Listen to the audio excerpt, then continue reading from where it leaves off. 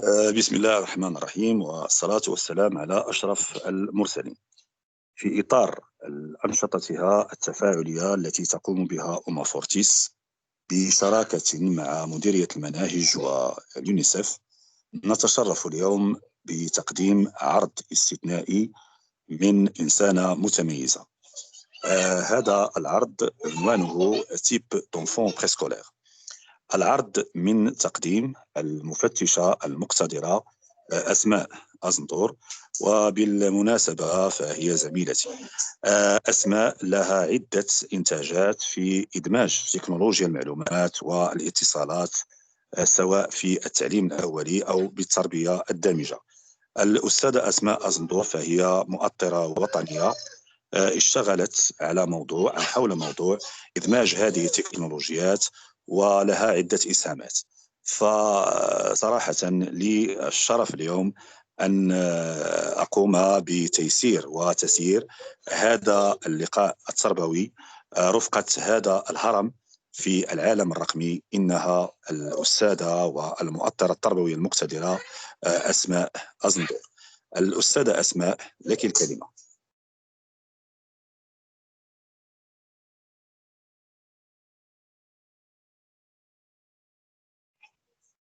مساء الخير. الصوت مسموع؟ مسموع أستاذة أسماء، مسموع. أولا شكرا جزيلا أستاذ محسن، زميلي في فترة التدريب وفي الميدان، وتحية طيبة لك وتحية طيبة لأستاذ محمد الدريسي على تأطيره لنا وعلى إتاحة هذه الفرصة. شكرا للمرصد الوطني، وشكرا للزملاء الحاضرين معنا وللإخوان ولكل من يشاطرنا هم الارتقاء بالمنظومة التربوية والطفولة المبكرة. لو بارطاج مزيان. نعم أستاذة أسماء، نعم تفضلي.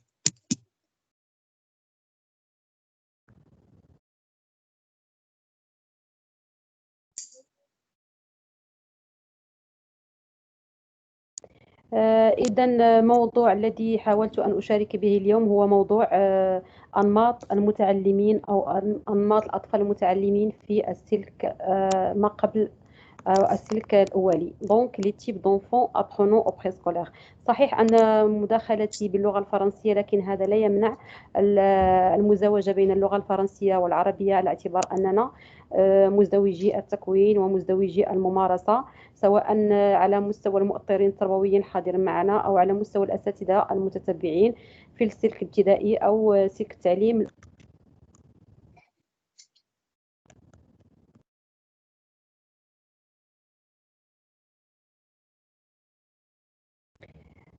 Donc, l'intérêt du choix de ce sujet pendant ma première intervention, donc, il émane de la profonde conviction que tout enfant a le plein droit d'avoir accès à une éducation préscolaire de qualité. Cette éducation préscolaire qui lui garantira une égalité de chance avec ses pairs, et lui permettra par la suite de vivre sa petite enfance dans une atmosphère de sécurité, de paix et de respect total envers ses droits dans son entourage. Et cela lui permettra par la suite de réussir sa vie scolaire et aussi s'intégrer facilement dans la société à laquelle il appartient. En tant qu'enfant, premièrement, avant d'être un élève dans une classe à l'école.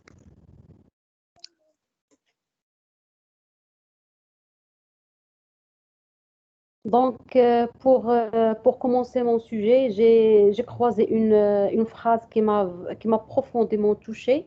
Donc, je crois qu'il est affiché sur vos écrans. Il est possible de changer le cours d'une histoire en étant attentif à son commencement.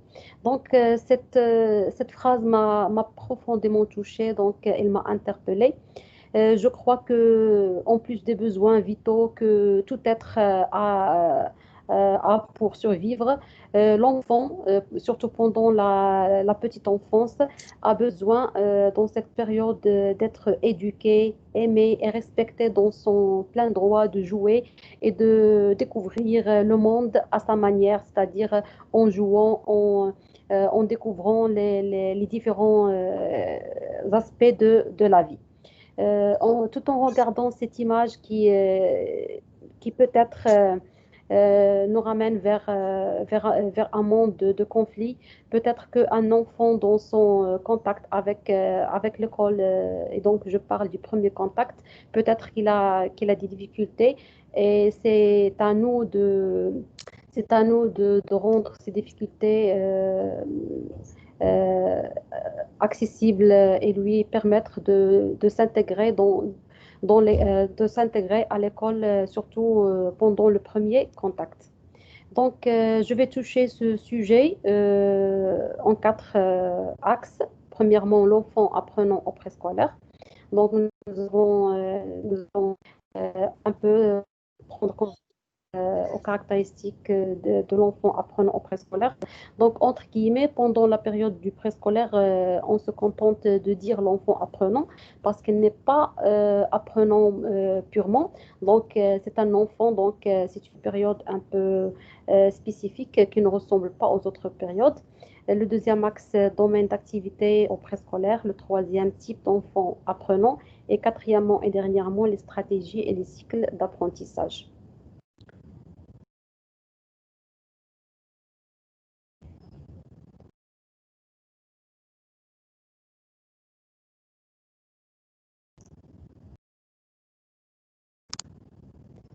Donc, premièrement, le premier axe,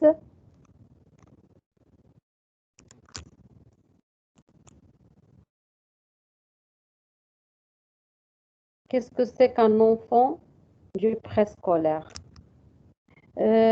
L'éducation préscolaire n'est ni une période de garde d'un enfant, ni une étape classique de l'éducation. Donc, contrairement à ce qui est admis dans certaines familles qui considèrent que l'éducation préscolaire est une période de garde d'un enfant ou bien une période classique de l'éducation, comme les autres, avec quelques spécificités.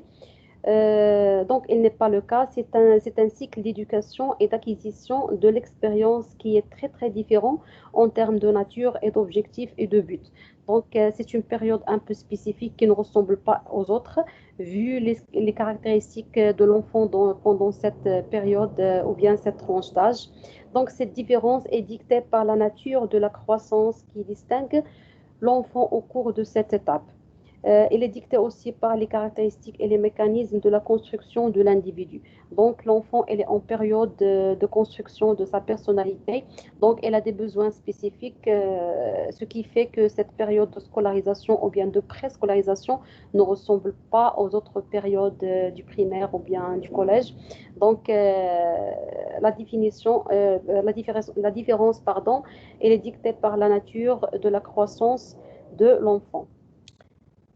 Par ailleurs, cette période de la petite enfance qui s'étale entre 3 et 6 ans, donc on l'appelle le préscolaire, c'est une étape plus importante que les autres. Pourquoi? Parce qu'il détermine la vie humaine de la personne pour le futur. Donc, elle marque l'évolution future de la personnalité et c'est une étape qui affecte clairement le chemin de développement de la personnalité plus tard.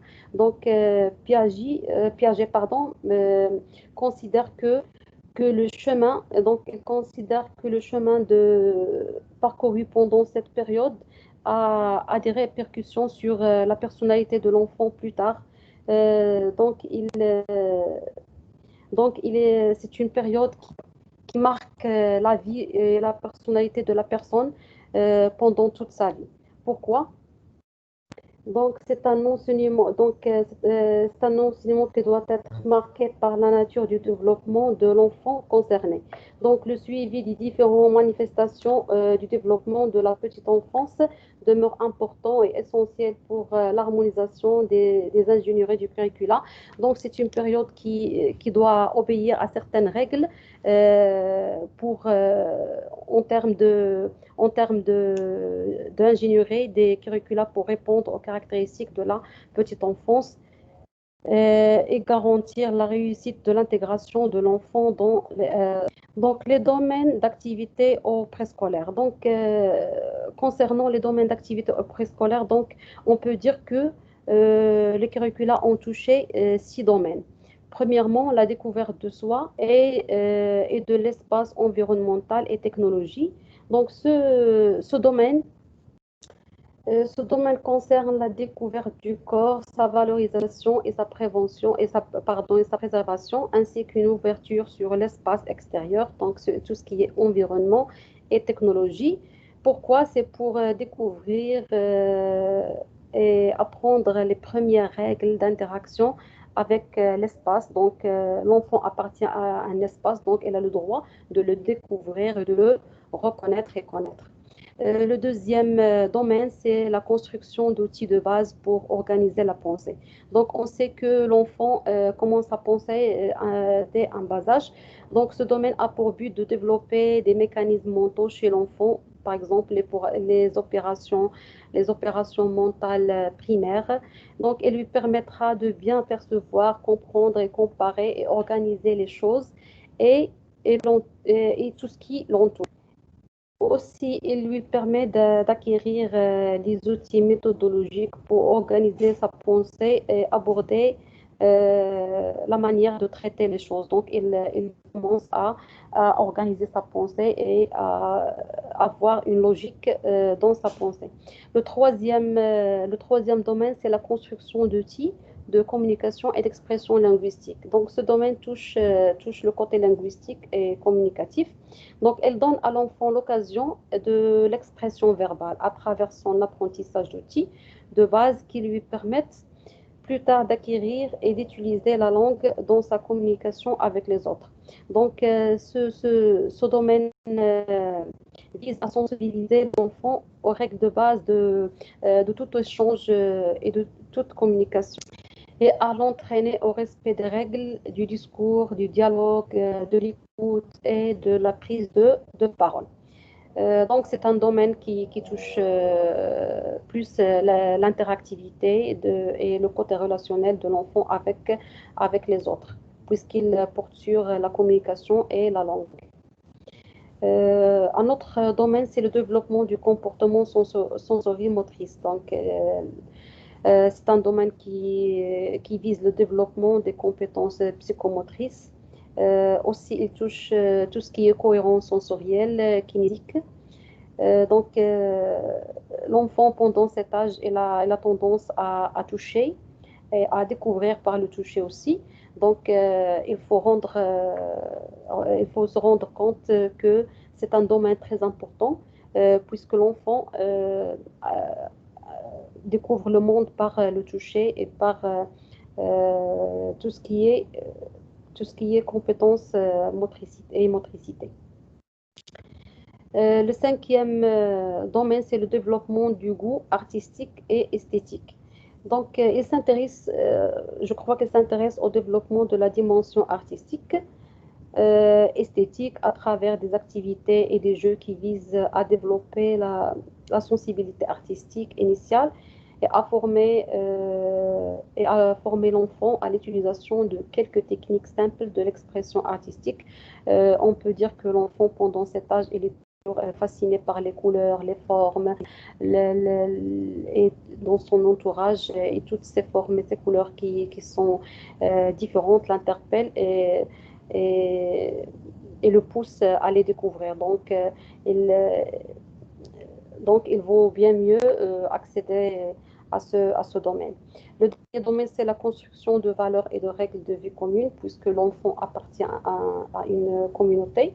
Donc, ce domaine vise la construction de valeurs et des règles de la vie commune par le biais d'activités opérationnelles qui sensibilisent l'enfant à certaines valeurs comportementales Ces valeurs comportementales doivent être progressivement acquises et ce sur la base de deux niveaux de construction de valeurs, c'est la réception et l'acceptation. Donc, toujours l'enfant apprend par l'exemple et non plus par le fait de la répétition ou l'exigence. Ceci en ce qui concerne le domaine d'activité du préscolaire, selon le cadre référentiel du Maroc. Donc, on passe au type d'enfants apprenants. Les enfants apprenants, ou bien les enfants en général, chacun est singulier dans, chacun est singulier dans sa personnalité. Ces différences émanent de la nature de la personne. Donc, on peut dire que toutes les personnes sont singulières dans leur manière de voir le monde. On peut dire que quelques-uns, on peut dire que si quelques-uns découvrent le monde par la vue, d'autres le découvrent par le toucher, d'autres par l'écoute. Donc, on commence par l'enfant visuel, c'est-à-dire un enfant qui a une mémoire photographique et qui découvre le monde de, par le biais de la vue. Donc, les apprenants visuels apprennent généralement par le biais de la vue. Ils ont tendance à aimer l'observation. Ils se rendent compte des expressions du visage et les gestes pour compléter la compréhension et approfondir la saisie du contenu exposé. On peut dire que les apprenants visuels pensent souvent en images. Et cette manière de penser les pousse à apprendre avec les meilleurs supports visuels tels que les cartes, les diagrammes, les graphiques, les vidéos, les copies, les présentations, PowerPoint, les procédures illustrées, tout ce qui est illustration, tout ce qui est couleur. Donc, les interpelle, elles ont tendance à apprendre avec la vue. Donc, ils aiment pardon, les jeux d'observation. Ils ont tendance à découvrir le monde par le biais de la vue, donc tout ce qui est écrit ne les concerne pas, ne les motive pas. Donc, ils sont visuels et s'intéressent à l'espace. Donc, parfois pendant la lecture, on peut voir qu'ils utilisent la couleur pour mettre en évidence des points importants dans le texte, par exemple, ou pour étudier. Ils préfèrent une atmosphère tranquille, des lieux loin de la perturbation verbale. Ces apprenants visuels peuvent mieux saisir le contenu par le biais de la lecture et l'écriture. Ils ont aussi tendance à se rappeler de ce qu'ils ont lu, même s'ils le lisent une seule fois. Les apprenons mieux à partir, ils apprennent mieux à partir de ce qu'ils voient, à partir de ce qu'ils regardent. Donc, ils se contentent de ce qu'ils voient. En ce qui concerne une autre catégorie d'enfants, apprenant les auditifs, ou bien ceux qui apprennent facilement par l'écoute et sont fascinés par par tout ce qui est auditif. La répétition, donc ils répètent facilement ce qu'ils entendent, ils retiennent facilement les événements. Donc, ces apprenants apprennent mieux en écoutant. Ils répondent bien dans les échanges oraux directs, dans les discussions, les débats. Dans d'autres situations, ils offrent la possibilité de parler des choses et par l'écoute de ce que les autres disent. Donc, ils bénéficient du texte à haute voix. Donc, tout ce qui est écrit ne les concerne pas. Ils aiment toujours écouter ce que les autres racontent ou bien ce que les autres disent. Ils racontent des histoires pour démontrer des points, ils réfléchissent. Donc, ils sont hypersensibles à la signification des mots, le ton, la voix, la tonalité, la hauteur, la vitesse, le débit de la parole, etc. Les informations écrites peuvent avoir peu de sens pour eux, sauf s'ils sont enregistrés ou bien entendus. Donc, ils assimilent plus par la voix, par le canal auditif. En ce qui concerne la troisième catégorie des enfants, sont les kinesthésiques. Donc, ce type d'enfant kinesthésique, donc, elle s'exprime plus facilement en gestes. Ils ont une grande habilité dans les activités de manipulation. Ils ont toujours tendance à à apprendre en faisant. Donc, on peut les appeler les enfants tactiles, kinesthésiques. Pourquoi? Parce qu'ils apprennent en bougeant, en faisant, en touchant. Ils ont tendance à toucher à tout. Ils répondent bien aux travaux pratiques, donc ils ont un sens de travaux pratiques très, très élevé. Ils aiment à se déplacer quand ils apprennent de nouvelles choses, de sorte qu'ils ont tendance à devenir facilement distraits, qu'il n'y a pas de simulation externe aussi. Elles sont encore assis pendant de longues périodes, donc ils ne peuvent pas s'asseoir dans de longues périodes. Ils ont toujours besoin de bouger. Par exemple, dans un échange, ces apprenants peuvent souvent prendre de notes qui l'embellissent avec des images ou bien des diagrammes ou bien des graphonages, donc ils ne peuvent pas arrêter de bouger, d'écrire ou bien de tracer. Quand ils sont en train d'apprendre, ils aiment écouter de la musique et faire des pauses fréquentes. En ce qui concerne l'apprentissage de langue, ils ont toujours une préférence pour la conversation et l'échange avec les autres. Donc, ils sont plus sociables que les autres. Pourquoi? Parce qu'ils aiment interagir et bouger et ils ne s'arrêtent plus à la simple présentation ou bien à la simple donc puisqu'on prend conscience de ces trois profils d'enfants ou bien ces trois types d'enfants, cela nous ramène à parler des stratégies d'apprentissage ou bien d'enseignement.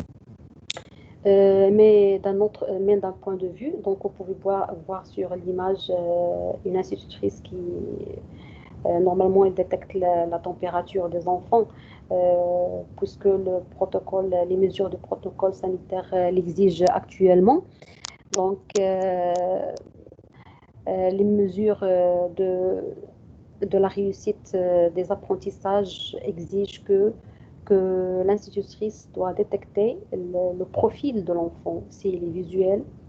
Donc, le profil de l'enfant, s'il est visuel ou bien auditif, c'est-à-dire verbal, ou bien kinesthésique, c'est-à-dire s'il apprend par le canal du toucher. Donc, ces trois profils nous rend sensibles à la manière de présenter les apprentissages ou bien à la manière de faciliter les apprentissages aux enfants. De là, donc, on passe aux stratégies et cycles d'apprentissage. Donc, les stratégies et les cycles d'apprentissage, comme on l'a déjà dit, on peut distinguer trois profils de compréhension différents. Donc, lorsqu'on dit les profils de compréhension, c'est-à-dire la façon d'apercevoir le monde et la façon de comprendre. Donc, les uns comprennent par la vue, ils sont visuels, les autres par l'écoute, ils sont auditifs, puisque d'autres par le toucher, donc ils sont kinesthésiques. Euh, donc, ces profils permettent de savoir par quel sens les informations sont enregistrées et donc comment mieux apprendre. On peut dire aussi que la perception des informations ou bien l'assimilation du sens, il peut passer par la vue, soit par l'écoute, parfois par les deux, ou bien par les trois, ou bien par quatre. Il faut qu'il y ait un autre paramètre pour coller l'information ou bien saisir le sens. Ces profils de compréhension montrent une dominante ou bien un canal sensoriel à privilégier. C'est-à-dire chaque enfant est différent de l'autre. Mais lorsqu'on parle des stratégies d'apprentissage, on peut dire que l'existence d'un style idéal ou bien d'une stratégie idéale d'enseignement n'existe plus. Donc, il faudrait s'efforcer de maîtriser euh, de maîtriser le fait de détecter la nature de l'enfant ou bien son style. Euh, donc, il faut bien, ces styles sont relativement opportuns en fonction de divers variables individuelles et institutionnelles. Donc, un style idéal n'existe pas. Une des caractéristiques de l'enseignant efficace est la capacité de varier son style et ses stratégies. Donc, il revient à l'enseignant de varier ses stratégies pour découvrir le canal par lequel les apprenants peuvent accéder aux apprentissages. Donc, le style d'enseignement est une manière particulière d'organiser la relation enseignant-enseigné ou bien éducateur-éduqué dans une situation d'apprentissage. Les stratégies d'enseignement sont un ensemble de comportements didactiques coordonnés. Par exemple, ce sont soit par l'échange oral, soit par les démonstrations, soit par le débat, soit par les jeux, soit par la découverte. Donc, l'enseignant ou bien l'éducateur a pour mission de découvrir le canal par lequel les enfants ou bien les, les apprenants puissent accéder au sens. Surtout lorsqu'on parle du préscolaire, donc euh, les apprentissages sont un peu reculés par rapport à l'épanouissement de la personnalité, mais cet épanouissement est très important dans le sens que les apprentissages plus tard sont tributaires de l'évolution de cette personnalité et de son épanouissement. Donc pour l'enfant et visuel, donc pour l'enfant visuel, on peut constater qu'elle a toujours besoin de voir les choses, elle a besoin des graphiques, des couleurs, elle a besoin elle a une mémoire photographique qu'il faut bien développé, donc il aime les jeux d'observation. Il a tendance à résoudre les problèmes en les visualisant de manière globale. Donc, ces élèves, ils sont visuels. Ces élèves visuels ont toujours tendance à dire je vois bien, je ne vois pas bien, ce n'est pas clair. Pouvez-vous écrire au tableau? Donc, ils sont visuels euh, de manière très claire. Pourquoi? Euh, Parce que toujours ils sont en train de réussir leur tâche par le biais de la vue. Euh, ils représentent ce qu'ils voient en image dans leur cerveau. Donc, ils demandent à l'enseignant d'écrire au tableau. Ils utilisent des cartes mentales des cartes pour, pour s'orienter et mémoriser les informations qu'ils reçoivent. Donc, dans ce sens, l'enseignant ou bien l'éducateur a la responsabilité de prendre en considération ces points pour aider les enfants apprenants à bien assimiler, à bien retenir l'information et saisir le sens de tous les apprentissages qui sont exposés dans une séance donnée. Pour les enfants auditifs, donc les enfants auditifs, ils ont toujours besoin d'écouter. Ils répètent facilement ce qu'ils entendent, donc la répétition est toujours présente, d'où la nécessité de présenter, d'inventer des chansons pour mémoriser les éléments à mémoriser, utiliser la musique, pourquoi pas, pour faciliter l'apprentissage et l'accès aux informations. Ils ont toujours tendance à relire les leçons à haute voix, résumer ce qu'ils apprennent, ils enregistrer, expliquer aux autres pour apprendre. Donc, ce sont des pistes que l'enseignant doit prendre en considération dans sa stratégie d'enseignement pour permettre à ce genre ou bien à ce type d'enfant pour accéder à l'information et connaître les apprentissages qu'il a en face de lui. Donc, ce genre d'élève auditif aime apprendre par cœur et poser des questions Ils préfèrent l'écoute aux images, donc les images ne leur disent rien. Fournir des éléments auditifs dans les leçons, donc euh, la musique, les voix enregistrées, les présentations avec les bruitages, ce sont des outils à utiliser pour permettre à ce genre d'élèves d'apprenants de profiter de la séance et des apprentissages qu'ils concernant la troisième catégorie d'enfants, on les appelle les kinesthésiques ou bien les enfants tactiles. Ce genre d'enfants, ils ont toujours, comme on l'a déjà dit, besoin de ressentir et de toucher, d'apprendre en faisant. Ils ont besoin de bouger, de participer. Ils aiment toucher pour communiquer, ils aiment comprendre le pourquoi des choses. Donc, l'instituteur ici ou bien l'éducateur a toujours cette responsabilité de prendre en considération ces aspects pour permettre aux apprenants ou bien à cette catégorie d'apprenants d'accéder aux informations et d'optimiser les apprentissages. Même la communication pour eux passe par le toucher. Euh, Ce genre d'enfants, ils ne peuvent pas travailler pendant de longues durées, donc il vaut mieux accorder des pauses, accorder des récompenses, leur approcher le pourquoi des choses et euh, les inciter à utiliser une assise dynamique, pourquoi pas un lapbook pour interactif pour noter les informations ou bien les apprentissages qu'ils reçoivent. Ils aiment manipuler les objets, donc ils aiment écrire, dessiner les tableaux, ils apprécient construire et manipuler les objets pour appréhender une leçon, mais aussi pour occuper leurs mains, c'est-à-dire que leurs comportements ne sont pas fortuits, donc ils ont toujours ce besoin de bouger. Donc, il faut permettre à l'apprenant de se déplacer dans la classe, ne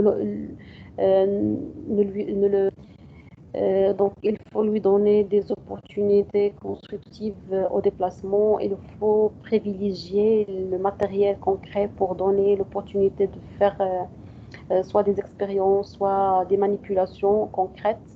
Euh, Même les leçons peuvent passer en séance pratique, soit sur ordinateur, soit en atelier, puisque cette catégorie d'enfants a toujours le besoin de toucher pour mémoriser et pour apprendre. Donc, cette stratégie est basée sur le contact et le toucher, chose que l'enseignant ou bien l'éducateur doit prendre en considération pour cette catégorie d'enfants. Au cycle et des phases d'apprentissage. Ici, on a une citation de David Acol qui dit une personne fait son apprentissage par la découverte et l'expérience. Il est préférable d'apprendre selon un cycle permettant d'expérimenter les quatre modes d'apprentissage afin de bien comprendre un sujet. Donc, euh, David Kolb a publié un ouvrage dans lequel il expose essentiellement le principe qu'une personne fait son apprentissage par le biais de la découverte. Euh, donc selon lui, les styles d'apprentissage peuvent être perçus selon deux continuums allant de concret à l'abstrait et de l'actif au réflectif. Donc, le continuum du traitement de l'information pour David Kolb est celui de la perception de l'information. L'apprenant évolue sur ces continuums selon ses appréhensions, mais également selon ses préférences. C'est-à-dire que les préférences et les traits de personnalité sont présents lors de l'apprentissage. Donc, il traite les informations de la même manière qu'il les aperçoit. Donc, Kolb considère aussi qu'il est préférable d'apprendre selon un cycle permettant d'expérimenter les quatre modes d'apprentissage qu'on va voir dans un instant. Pourquoi? Pour bien comprendre le sujet. Donc, il a également observé que chaque personne préfère en général une phase de ce cycle. Donc, on revient toujours à l'idée que toute personne est singulière dans sa nature et préfère un cycle d'apprentissage à un autre et un style d'apprentissage à un autre et un canal d'apprentissage à un autre. Donc, on peut dire que l'enfant apprenant peut se trouver euh, dans le cycle de divergence ou bien dans le style de divergence. Pourquoi? Parce que parfois, on peut constater qu'il préfère les phases d'expérience concrètes et des réflexions sur une expérience. Les divergents s'intéressent toujours aux gens et aux émotions. Ils ont le sens de l'observation et sont habiles à percevoir un objet ou un problème sous différents angles. Les divergents apprécient les activités novatrices.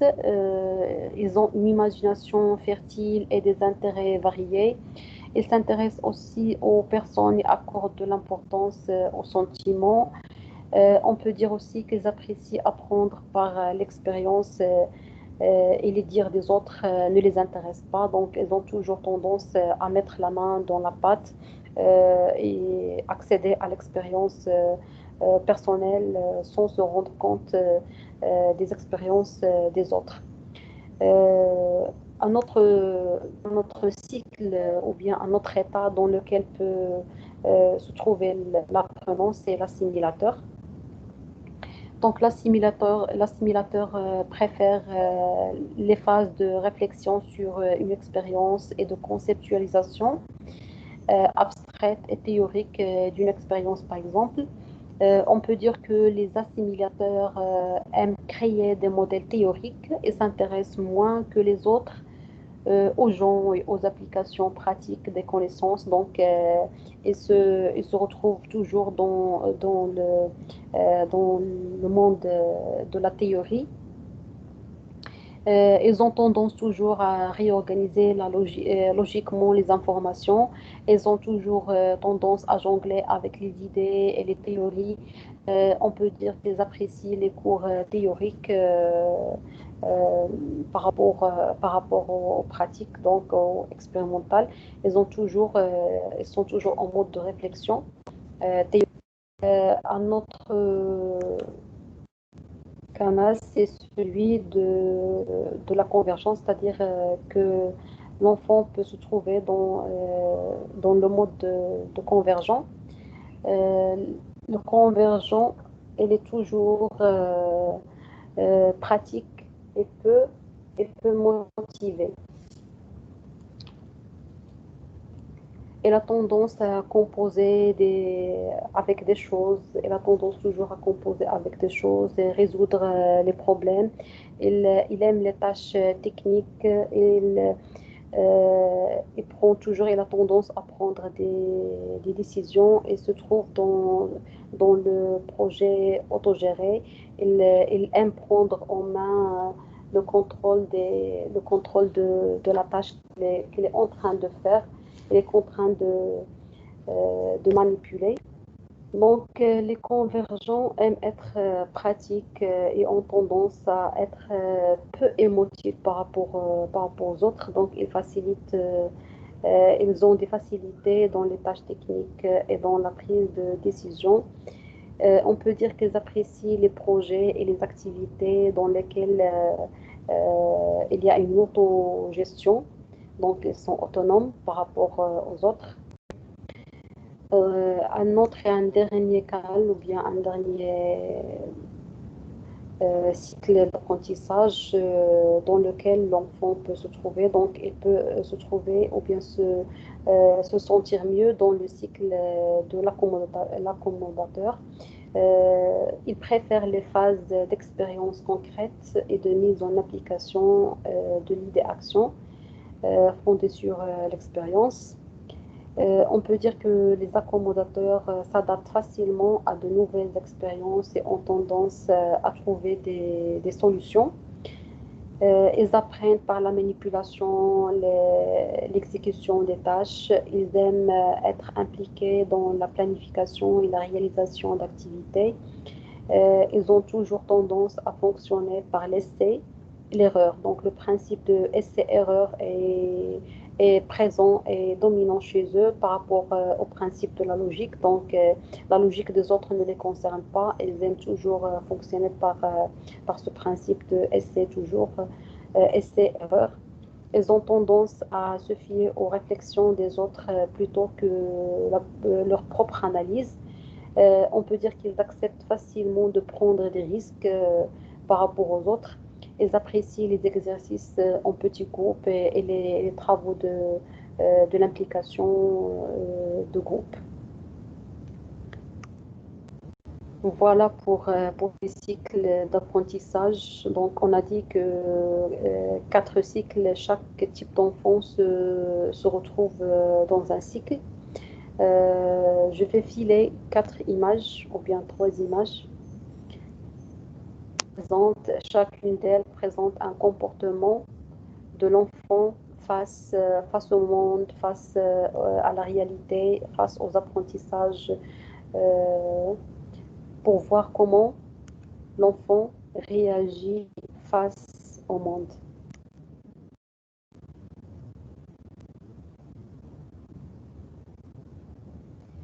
Donc, ma présentation touche à sa fin et pour clore, je reviens au premier point par lequel je commençais, c'est celui du comportement de nos enfants face à une situation d'apprentissage.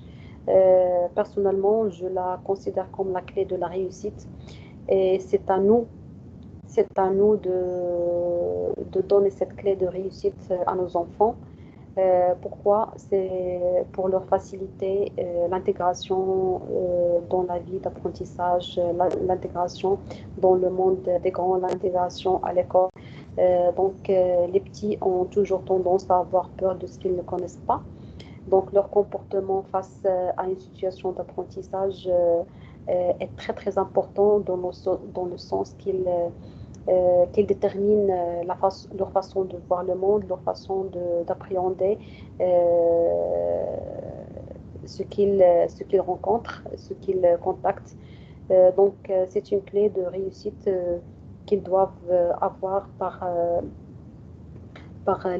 l'aide des grands, notamment la famille et les enseignants et les enseignantes. Donc voilà, ma présentation touche à sa fin. Je vous remercie toutes pour votre attention et je cède la parole à Monsieur Mohsin. Merci beaucoup pour votre attention. Donc, merci à vous, Madame Asma Akbor.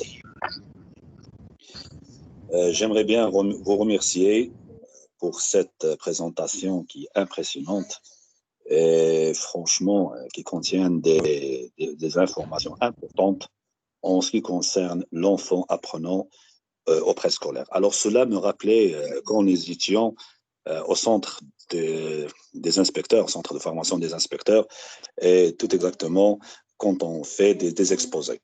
Alors, Madame Asma a commencé par une phrase qui est très, très, très importante.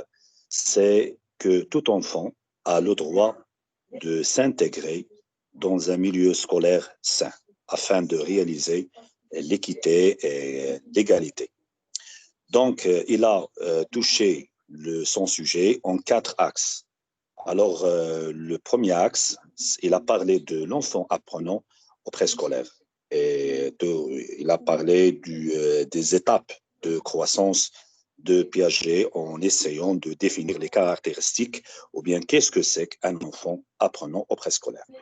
Ensuite, il nous a parlé de 6 domaines d'activité au préscolaire et bien sûr selon le cadre référentiel.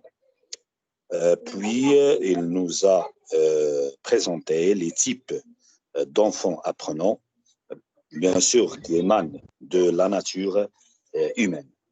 Enfin, il nous a parlé des stratégies et cycles d'apprentissage et il a posé une question qui est très importante, c'est comment on peut mieux apprendre. ou bien on va utiliser quel canal? Est-ce que le canal visuel, ou bien auditif, ou bien kinesthésique?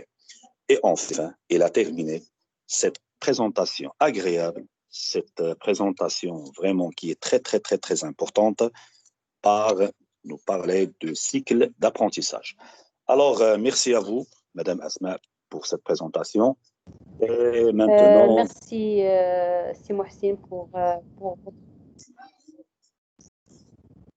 je tiens à dire un mot, si vous le oui, oui, bien sûr, oui, bien permettez, sûr, Si oui, Mohsin. oui, bien sûr, oui, bien sûr, oui, bien sûr, Madame Asma.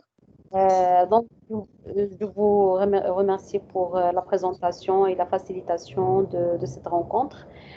Je tiens à remercier les collègues et les amis qui sont là. Je tiens à dire aussi que les interventions peuvent se faire soit en arabe, soit en français, puisque nous sommes bilingues et notre pratique professionnelle est basée sur les deux langues. Donc, vos ajouts sont les bienvenus. إذا كنشكر الجميع واقتراحاتكم وإضافات وأسئلة أو أي تدخل مرحب به وشكرا جزيلا للجميع. إذن donc voilà. Alors سنحاول يعني الآن تلقي أسئلتكم سواء باللغة العربية أو باللغة الفرنسية، لأن ما يهم بالأساس هو الفعل التواصلي. إذا لكم الكلمة، ونشعر بهذه المناسبة جميع الحاضرات والحاضرين معنا هنا بطبيعة الحال فأسئلتكم ستغني هذه المداخلة. وأود كذلك ثانيا أن أثمن على العمل الجبار الذي قد قامت به الأستاذة والزميلة أسماء أزندور صراحة، حيث انتقلت من العموم إلى الخصوصي وحاولت أن تعطينا نظرة واضحة على معنى المتعلم الذي يكون بالأقسام التعليم الأولي، وطبيعة الحال هذا قصد تجويد الممارسة الصفية. إذن لكم الكلمة، فمن أراد أن يلقي سؤالا ما عليه إلا أن يرفع اليد. المرجو من السي كريم، لأنني أستعمل الهاتف المحمول، المرجو من السي كريم أن يساعدني إذا كان هناك، يعني شكرا لك إدارة التقنية. مرحبا سي محسن، مرحبا.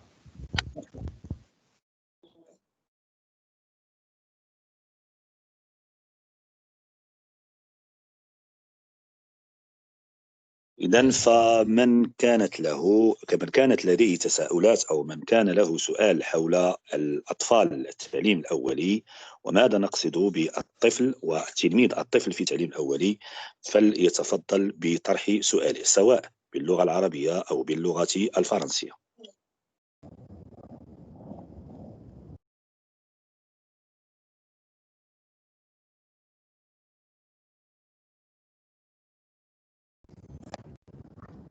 نعم، لازلنا في انتظار أسئلتكم.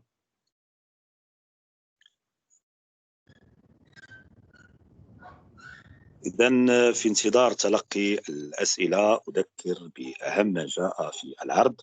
إذن فقد حاول العرض أن يذكرنا أولا بالخصائص السيكونيمائية للمتعلم أو للطفل بالتعليم الأولي، وعندما نتحدث عن الخصائص السيكولوجية فهذا يحيلنا مباشرة إلى مراحل النمو عند بياجي. بعد ذلك تطرقنا إلى المجالات الست التي جاء بها منهاج التعليم الأولي الصادر عن مديرية المناهج بطبيعة الحال بشراكة مع اليونيسف.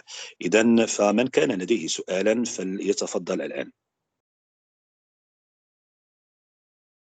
أسئلتكم تهمنا لإغناء النقاش.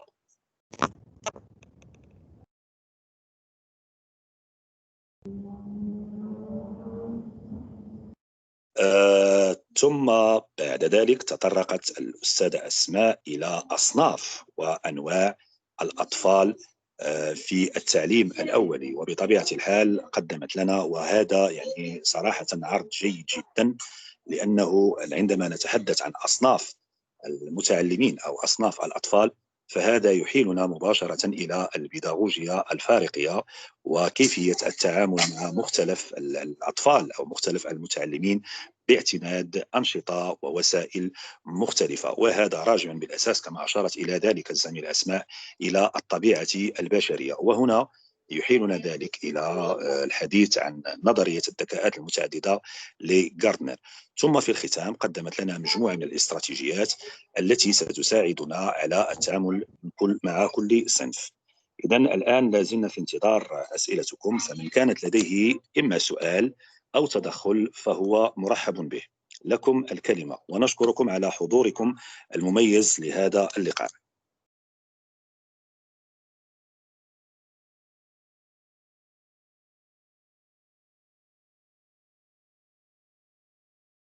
نعم أستاذة أسماء.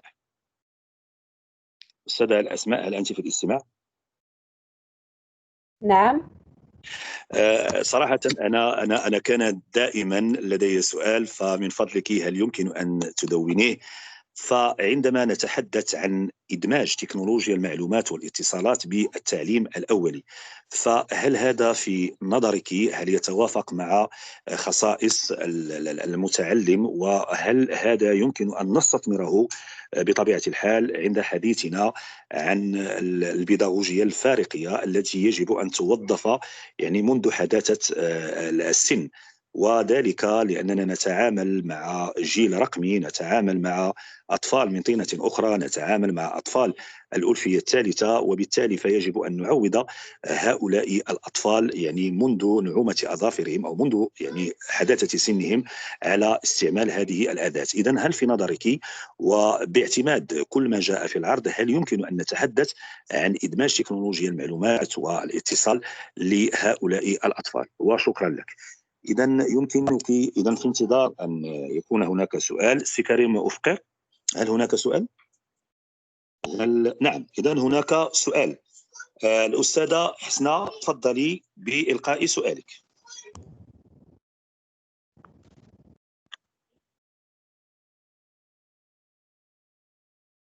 الأستاذة حسنى تفضلي.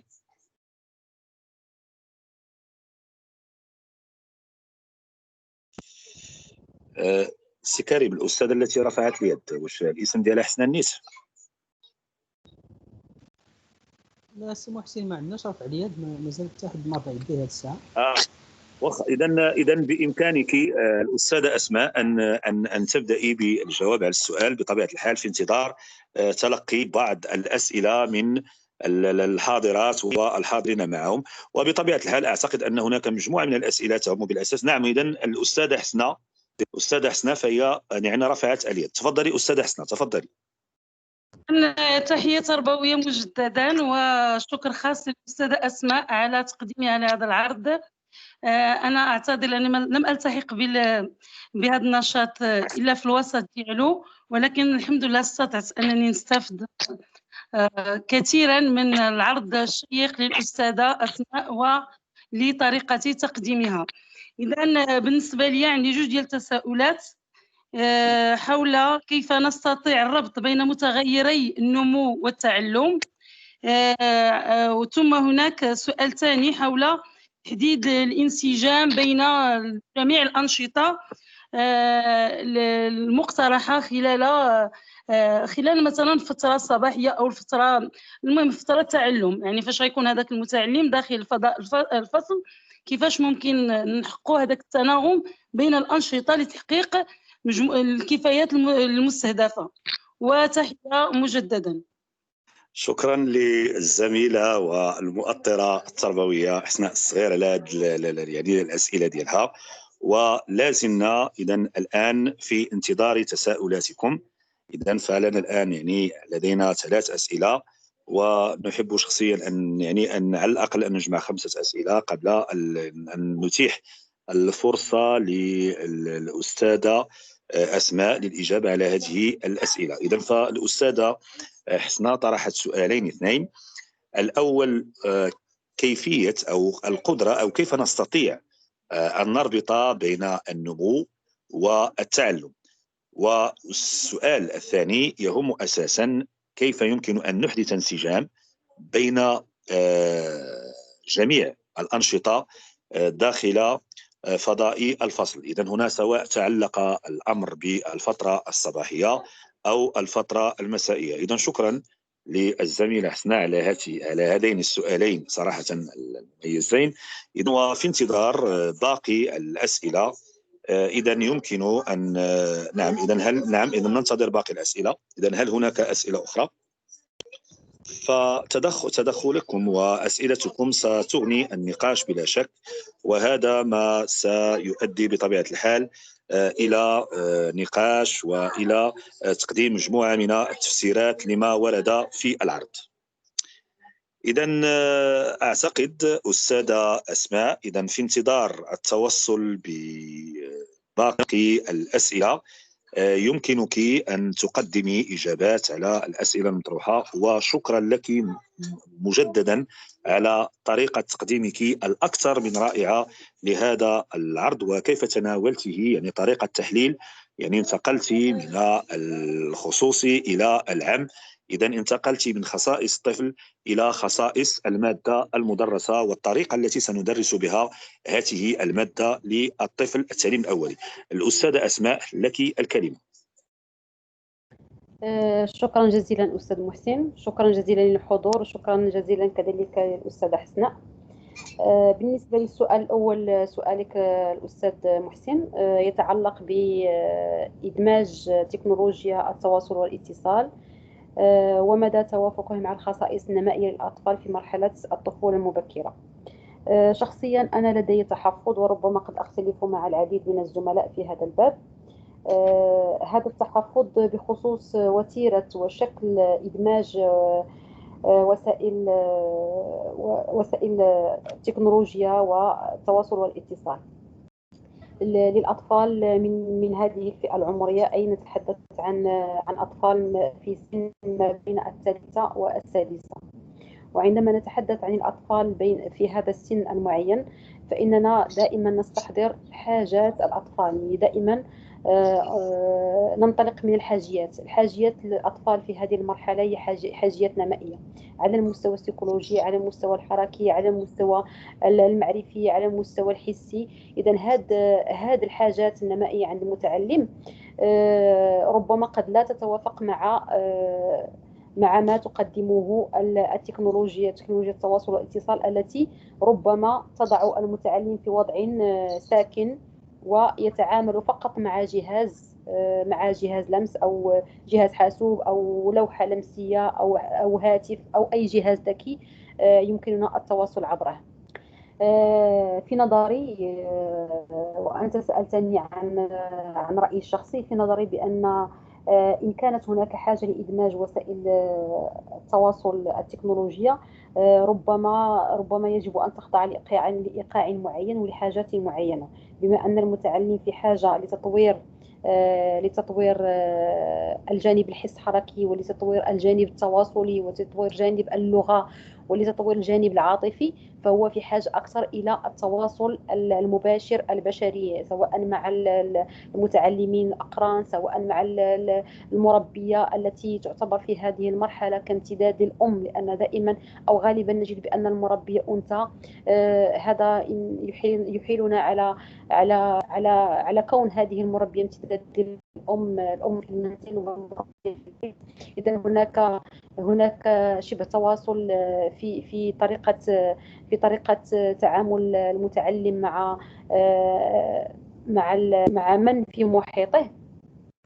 إذا قلنا هذه العلاقة أو هذه الحاجيات هي تجد ضالتها في هذا التواصل.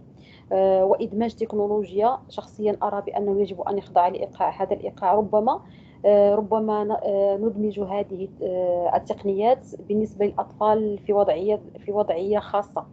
مثلا المتعلمين الذين هم يواجهون صعوبات تعلم، سواء في المستوى الحركي، مثلا أنهم يجدون صعوبة في إنجاز بعض الأنشطة الحركية، أو لمساعدة المتعلمين على تجاوز صعوبات النطق مثلا، أو مثلا في مساعدتهم على التعرف على بعض النماذج الصوتية.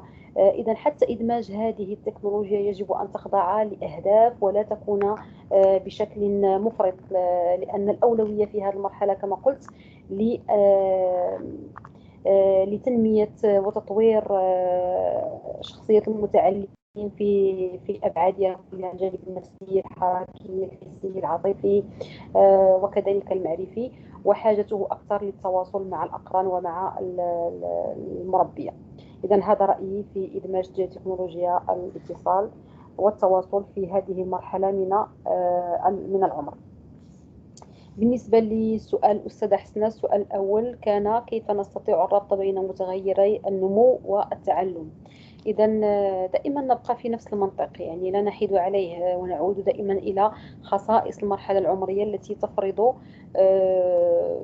محددات معينة في إدخال أو إدماج ما قلناه على تكنولوجيا التواصل الاتصالي يمكن أن نقوله بشكل آخر على التعلمات، بمعنى أن المتعلم في سن معينة نتساءل يحتاج إلى ماذا.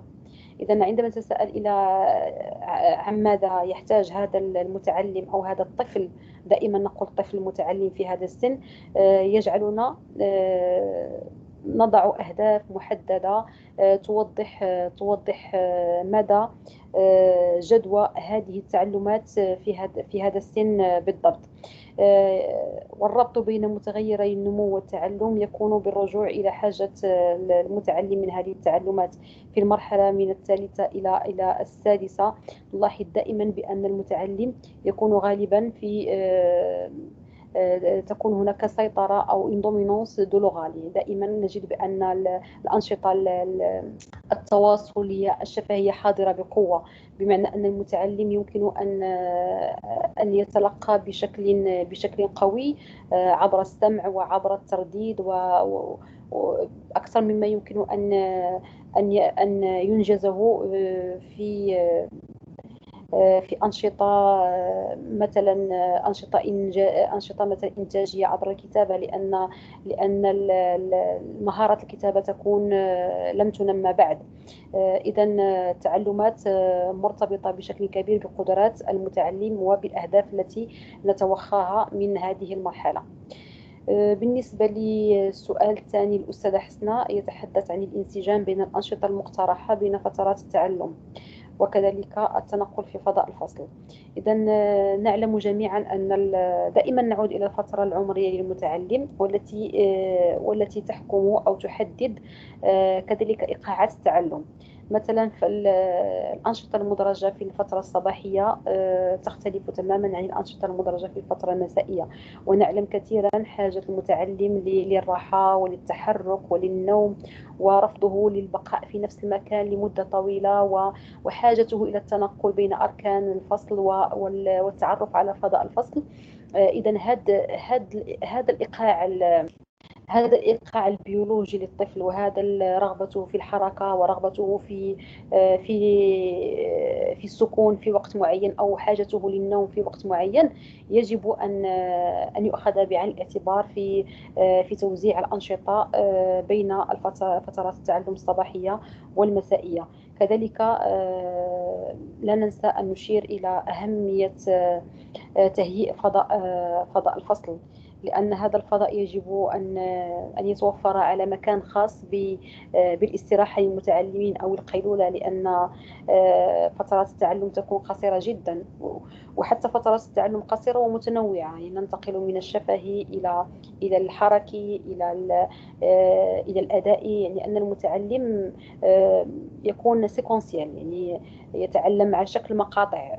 حتى هذه التعلمات حتى لا يمل المتعلم، وحتى يستفيد أكثر من طريقة تعامله مع هذا النمط التعليمي، وحتى لا نقع كثيرا وننزلق إلى التعلمات، لأن المتعلم في هذه المرحلة يكون في مرحلة بناء شخصية وفي مرحلة تطوير مهاراته الحسية.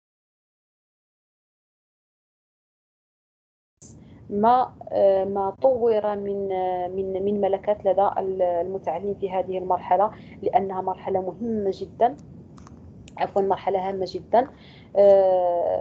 يتم بناء التعلمات بعدها، ونجاح هذا البناء رهين بمدى صحة، أو بمدى نقول بمدى نجاح بناء الشخصية وبشكل سليم. لأن الانتقال بين فترات التعلم ليس سهلا، ويخضع لمجموعة من المحددات التي ترتبط دائما بالخصائص السيكونومائية للمتعلم وبحاجته البيولوجية التي تعتبر دائما عناصر محددة لإيقاعه اليومي. فالمتعلم في هذه المرحلة لا يمكن أن نحرمه من، مثلا إذا كان يريد أن يشرب، أو إذا شعر بالجوع بالعطش أو بحاجات أخرى، فيجب لا يمكن أن يتحكم في هذه الحاجيات. فعلى المتعلم أو على المربية أن تأخذ هذه المسائل بعين الاعتبار، والتعلمات تأتي في مرحلة ثانية. إذا هذا بالنسبة للأسئلة التي تقدمتم بها، مشكورين الأستاذ محسن والأستاذة حسنة. كذلك يمكن ليس فقط لا نستقبل فقط الأسئلة، وإنما كذلك إضافاتكم مرحب بها، فهي تثري هذا النقاش القيم حول موضوع الطفولة المبكرة وخصائص نمائية الأطفال وأنماط المتعلمين.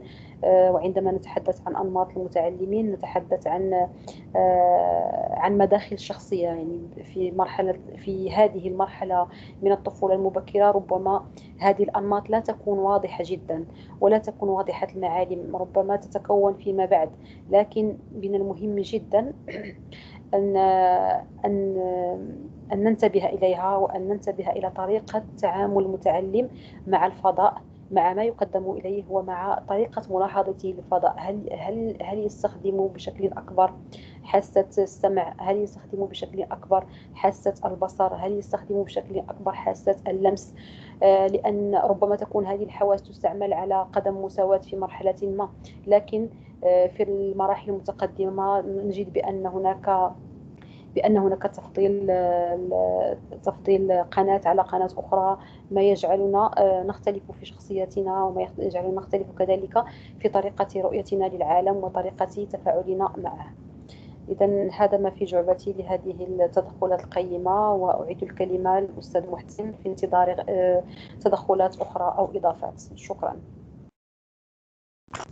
شكرا أستاذتي أسماء على هذه المعلومات القيمة صراحة، والتي أثرت وأغنت النقاش.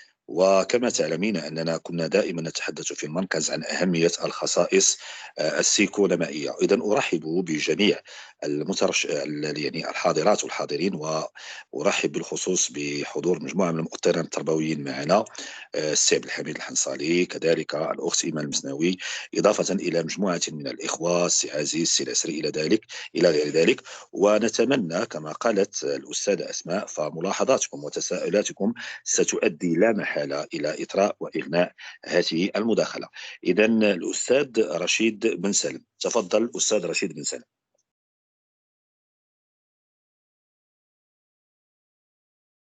شكرا أستاذ محسن بقالي.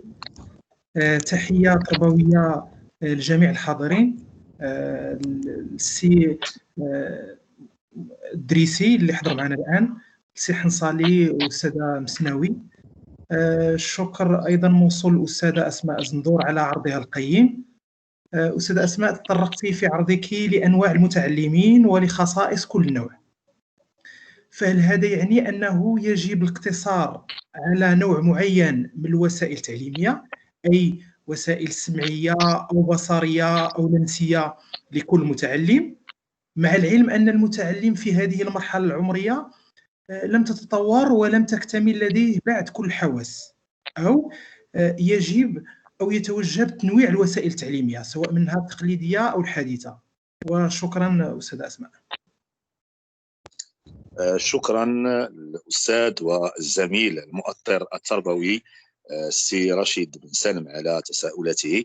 ونرحب كذلك بحضور الدكتور مولاي محمد الدريسي، إذن رئيس المرصد، رئيس أوما فورتيس، ولكم الكلمة لإطراء وإغناء هذا النقاش. الأستاذة أسماء، إذن في انتظار تساؤلات أخرى يمكنك أن تجيبي على هذا السؤال. شكرا لك. شكرا جزيلا سي محسن. تحية للأستاذ الدريسي الذي التحق بنا، وتحية لزميلي أستاذ رشيد بن سالم، أشكره على هذا السؤال القيم.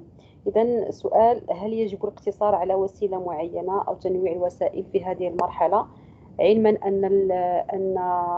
أن نمط المتعلمين أو أنماط تعلم المتعلمين في هذه المرحلة لا يكون واضحا ولا يكون ناميا بشكل جيد. إذن هذه الملاحظة في محلها وسؤال قيم جدا. لماذا؟ لأن كما سبق أن قلت في إشارات سابقة أن المتعلم في هذه المرحلة لا تكون قد نمت لديه جميع الحواس بشكل تام، ولا ندري هل هذا المتعلم يدرك عن طريق البصر بشكل كامل، أو أنه يتلقى المعلومات ويخزنها عن طريق السمع، أو أنه يفضل أن يتعرف على العالم بطريقة اللمس والاكتشاف المباشر. إذا غالبا يكون المتعلم في هذه المرحلة العمرية يستعمل هذه الحواس وهذه القنوات بشكل على قدم المساواة كما قلت. وهنا دور المربية أو دور الأستاذ أو دور المتعامل مع هذه الفئة العمرية من المتعلمين هو تنويع الوسائل بين ما هو بصري وما هو سمعي وما هو لمسي وما هو كل هذه الحوامل يجب أن تكون حاضرة لإتاحة الفرصة لجميع المتعلمين للحصول على المعلومة والحصول على l'accès au sens donc peut se faire par le biais de ces trois canaux. لماذا؟ لأننا في حال اقتصار على وسيلة مثلا وسيلة مرئية، مثلا إذا استعملت فقط فيديو، ربما هناك مجموعة من المتعلمين لا يهمهم هذا الفيديو ربما، ولا يهمهم هذا الشريط، ولا يصلهم بشكل جيد، لأنهم من النوع الذي يحب أن يتعرف على العالم بحاسة اللمس.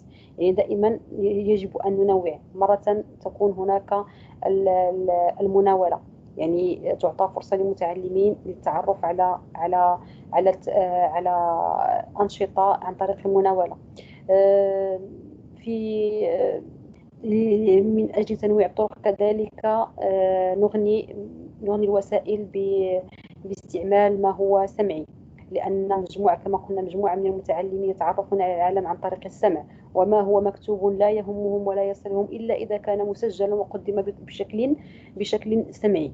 إذا حتى إذا رجعنا إلى مقرر المستوى الأول، المستوى الثاني، مستويات الدنيا من التعليم الابتدائي، نجد بأن المتعلمين مجموعة كبيرة من المتعلمين يتفاعلون مع الحكاية بشكل كبير، لأنهم يستترون بالسمع ويلتقطون ما يلقى عليهم بشكل شفهي. مجموعة أخرى من المتعلمين يمكن أن يحصلوا على المعلومة، يمكن أن يخزنوها فقط بالبصر، يعني أنهم يحولون كل ما يسمعونه إلى صور داخلة يخزنونها في ذاكرتهم. هذا النوع من المتعلمين يحبذون اللجوء إلى الخرائط الذهنية وإلى المجسمات لتمثل المعلومات وتخزينها في ذاكرتهم. إذا جوابا على سؤالك الأخ والزميل رشيد، إذا دور المربية أو دور الأستاذ كذلك في السلك الابتدائي دائما تنويع وسائل والمعينات لكي يتمكن جميع أنماط المتعلمين من الحصول على المعلومة وتخزينها بشكل جيد. وشكرا. أعيد لك الكلمة أستاذ محسن إذا كان هناك تدخل آخر أو سؤال أو إضافة أخرى. نعم، إذا شكرا أستاذة أسماء على هذه الأجوبة صراحة القيمة، والأجوبة التي تنبع وفق تصور علمي. فصراحة كان لي شرف أن أؤطر هذا اللقاء صراحة المتميز رفقة المؤطرة المتألقة الأستاذة أسماء الزهور. وأريد أن أخبركم أنه كان من المفروض أن تسير الأستاذة فاطمة مغينف هذا اللقاء، ونعتذر لكم عن هذا التأخير الذي حدث، فلم تستطيع الأستاذة فاطمة مغينف أن تلتحق بتيمس نظرا لظروف تقنية. إذن فما زلنا ننتظر مداخلاتكم، ما زلنا ننتظر توجيهاتكم، ما زلنا ننتظر ما ستقدمونه لإغناء هذا اللقاء. فإذا كان لديكم تساؤل، إذا كانت لديكم يعني اقتراح، إذا كان لديكم توجيه، فإنه مرحب به ونريد أن تتقاسموه معنا. إذا أعتقد أستاذة أسماء أن الوقت يعني يداهمنا، فإذا لم تكن هناك أي أسئلة أو أي مداخلة فإننا سننهي هذا اللقاء. إذا كنت نعم، هل الدكتور مولاي محمد الدريسي معنا؟ سي كريم، دكتور مولاي محمد الدريسي سمعت قبل قليل أنه التحق بالمنصة، هل ما زال معنا سي كريم سي وهبي؟ نعم، كان التحق سي محسن ولكن ربما راه خرج ما بقاش في اللقاء. نعم، إذا بطبيعة الحال فنظرا لالتزامات يعني الدكتور مولاي محمد الدريسي الكثيرة أعانه الله عليها، إذا فبطبيعة الحال فإنه لم يعد موجود الآن بيننا. إذا لم يكن هناك أي سؤال، إذا لم يكن هناك أي اقتراح أو توجيه أو إغناء أو إطراء، فأقدم لك أو أنقل لك الأستاذة أسماء الكلمة لتقديم كلمة نهائية. تفضلي أستاذة أسماء. بدوري أشكرك جزيل الشكر أستاذ محسن على هذا التسيير القيم والذي أغنى كثيرا هذا اللقاء وهذا الحوار.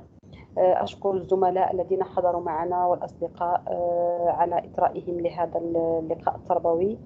أشكر الأستاذ مولاي محمد الدريسي على هذه المجهودات، على إتاحة هذه الفرصة للالتقاء حول مواضيع هامة جدا على الساحة التربوية. أشكر كل القائمين على المرصد موما فورتيس، وأشكر جميع المهتمين بمجال التربية والتكوين، بمجال الطفولة الصغرى، بمجال التربية الدامجة، وكل مناحي الحياة التربوية التي تسهل العمل إن على الممارسين في الميدان، سواء أطر التربية والتكوين الذين أحييهم من هذا المنبر. كذلك أحيي جميع العاملين في سلك الإدارة التربوية وفي سلك التأطير التربوي، جميع الزملاء الذين شاركناهم صفوف التكوين لسنتين، والحاضرين معنا والذين لم يحضروا لظروف أو لأخرى. شكرا جزيلا وممتن لكم، وكل اعتزاز لهذه المشاركة الأولى، وأرجو أن لا تكون الأخيرة، وتحية طيبة إلى اللقاء. لك الكلمة أستاذ محسن. أكيد أستاذة أسماء أنها لن تكون الأخيرة، فصراحة يعني عرضكم أنا أكثر من قيم وشخصيا استفدت منه كثيرا.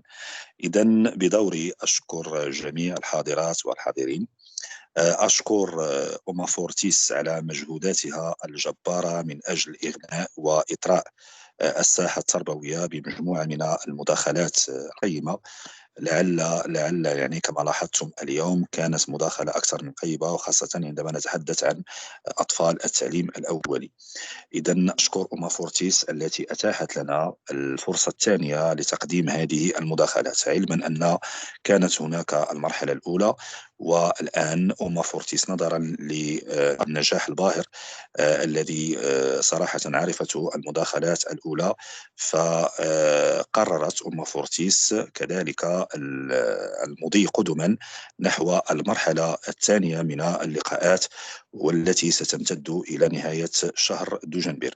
إذن شكرا لكم جميعا، دون أن أنسى بطبيعة الحال أن أشكر الجانب التقني السي كريم، السي عبد الله، السي كريم مفقير، السي عبد الله وهبي، السي همام مسلاوي، الذين يسهرون صراحة على تيسير وعلى تسيير الجانب التقني وعلى مجهوداتهم الجبارة.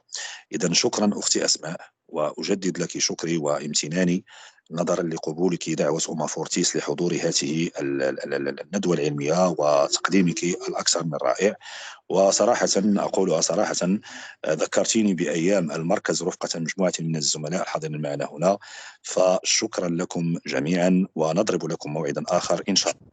إذن إلى اللقاء. إلى اللقاء. شكرا.